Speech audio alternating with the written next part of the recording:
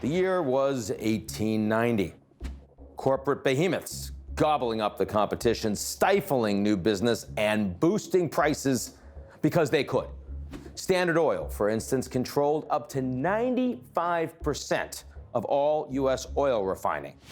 Public outcry was growing, and so an elder senator from Ohio did something no American lawmaker had ever done before. He authored the first federal law that targeted these guys wanting to root out anti-competitive behavior.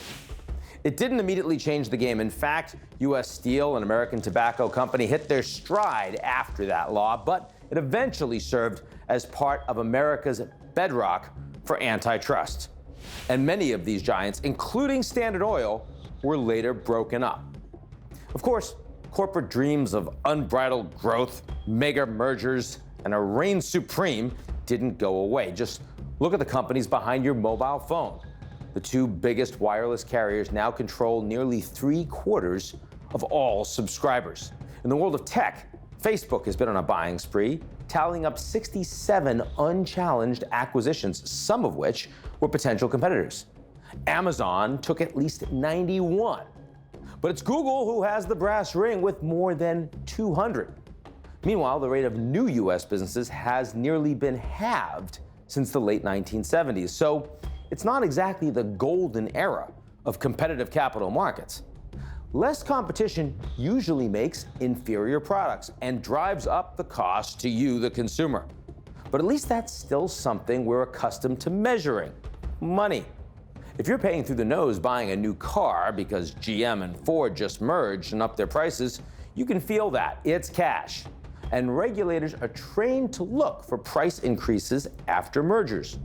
But what happens when the currency isn't something that comes from your wallet? What if instead of money, it's data, which is being sucked up at a rate which you aren't actually aware of and only will later be monetized? In other words, say Facebook were to acquire Instagram. Yeah, that already happened. Is it possible we all end up paying more in data?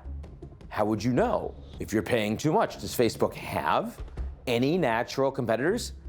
What's stopping it from sucking up even more data?